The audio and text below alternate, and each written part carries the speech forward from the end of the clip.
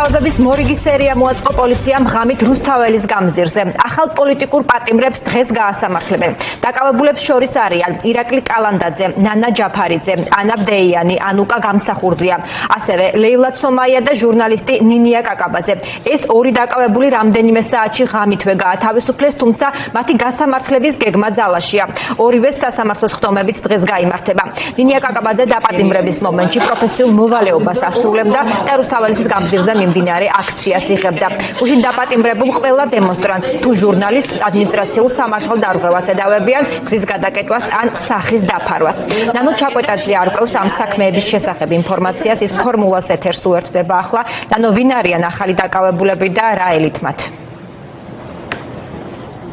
კეთი, ქართული ოცნების შინაგან საქმეთა სამინისტრო კვლავ აგრძელებს პირბადის ტარებისა თუ გზის ხელოვნურად გადაკეტვის საბაბით აქციის მონაწილეების დაკავებების სერიას. გუშინაც პრაქტიკულად პოლიციელებმა ძალოვანი უწყებების თანამშრომლებმა ინადირეს აქციის მონაწილეებზე. მას შემდეგ, რაც საპროტესტო აქცია უკვე დასასრულს მიუახლოვდა, პოლიციელები ტრადიციულად ჩაუსაფრდნენ მოქალაქეებს სწორედ ამ საპროტესტო აქციის მიმდებარე ტერიტორიაზე, ასევე მეტროსადგურებთან და სწორედ იქ აიყვანეს აქციის მონაწილეები. ჩვენს ხელთ არსებული ინფორმაციით ჯამში ამ დრომდე 6 მოქალაქეს დაადეს პოლიციელებმა ხელბორკილები. პირველი ეს არის, როგორც თქვენ თქვით, სამოქალაქო აქტივისტი ანუკა გამსახურდია, ის პროევროპული აქციების აქტიური მონაწილეა. ის ისევ გზის გადაკეტვის საბაბით გასულ კვირასაც იყო დაკავებული, მას ჰქონდა სასამართლო პროცესი თბილისის საქალაქო სასამართლოში და იმ შემთხვევაში მოსამართლე შემოიფარგლა სიტყვიერი გაფრთხილებით და ანუკა გამსახურდია გაათავისუფლეს. ასევე კიდევ ერთი მოქალაქე, რომელიც გუშინ დააკავეს, არის ასევე აქტიური მონაწილე პროევროპული აქციების, ეს არის ნანა ჯაფარიძე, რომელიც პოლიციელებს სთხოვდა, რომ არ მიეკითხათ მისთვის სახლში დასაკავებლად და თუ კი აკავებდნენ, იქვე დაეკავებინათ, რადგან მას ჰყავს მძიმედ ავადმყოფი ოჯახის წევრი. ნანა ჯაფარიძეც დაკავებულია, აიყვანეს გუშინ პოლიციელებმა მეტროსადგურთან. კიდევ ერთი მოქალაქე, ეს არის ირაკლი კალანდაძე, ანა ბდეიანი, ყველა მათგანი, ვინც ჩამოგითვალეთ ელის სასამართლო პროცესის ჩანიშვნას თბილისის საქალაქო სასამართლოში. კიდევ ერთი მოქალაქე, ეს არის ლეილა ცომაია, ის ეროვნული მოძრაობის წევრი იყო და რამდენიმე წუთის წინ გახდა ინფორმაცია იმასთან დაკავშირებით ცნობილი, რომ ლეილა ცომაია გამოუშვეს ამ შემთხვევაში თავისუფალია ის ხელწერილის საფუძველზე. ასევე კიდევ ერთი მოქალაქე, რომელიც გუშინ დააკავეს, ეს არის ჟურნალისტი ნინია კაკაბაძე, რომელიც თავის პროფესიულ მოვალეობას ასრულებდა რუსთაველის გამზირზე და ის პოლიციელებმა ჭიჭინაძის კუთხეში აიყვანეს. ნინია კაკაბაძესაც გაუფორმეს მსგავსი ტიპის შეთანხმება იმასთან დაკავშირებით, რომ მას უკვე დღეს ექნება თბილისის საქალაქო სასამართლოში პროცესი, მიუხედავად იმისა, რომ რამდენიმე მოქალაქე, ვისაც ჩამოგითვალეთ, რომ ისინი გაათავისუფლეს ხელწერილის საფუძველზე, ეს რა თქმა უნდა არ ნიშნავს იმას, რომ მათ წინააღმდეგ სამართალწარმოება ადმინისტრაციული საქმეების შეწყვეტილია. დღეს ისინი თბილისის საქალაქო სასამართლოში გამოცხადებიან თავიანთ სასამართლო პროცესებზე. მე ვერ წარმომედგინა თუ დადგებოდა ის დრო, რომ საბჭოთა ეპოქის რეპრესიები დაგვიბრუნდებოდა. გუშინ ნახე ჩემზარავი კადრები, გუშინდელი საღამო არ იყო გამონაკლისი, მასობრივად ყოველდღე ხდება ადამიანების დაპატიმრება და ერთ-ერთი რაც ვიხილე იყო ქალბატონ ლეილა ცომაიას დაპატიმრებაც.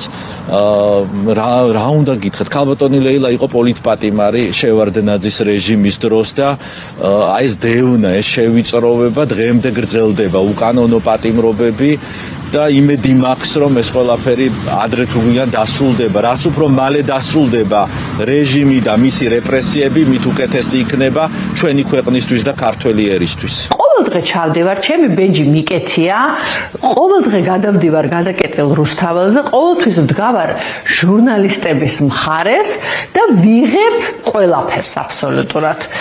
ამიტომ რა მოხდა გუშინ, რატომ დამაკავეს გუშინ და არა გუშინ წინ ან იმის წინ ან სხვა დღეებში, წარმოდგენა არა მაქვს. საათნახევრის განმავლობაში ერთ-ერთი ჩემი დარდი რაც იყო, ბავშვი იყო მარტო სახლში, მეხვეწებოდი, რომ ერთი ზარი ბავშვთან გამაშვებინეთ. ბოლომდე მეუბნებოდნენ, რომ იზოლატორში გადავყავარ, იმასაც კი მეუბნებოდნენ, რომ დიღმის იზოლატორში წამეყვანენ. ჩემი ნივთები უკვე იყო შეფუთული და დალუქული მთლიანად ჩემი პატარა ჩანთა. მაგრამ აი ბოლო მომენტში მითხრეს, რომ შენთვის კარგი ამბავი გვაქვს და დღესო გაგიშვებთ და ხვალდილას დაგირეკავენ და გეტყვიან სასამართლო პროცესი როდის იქნება.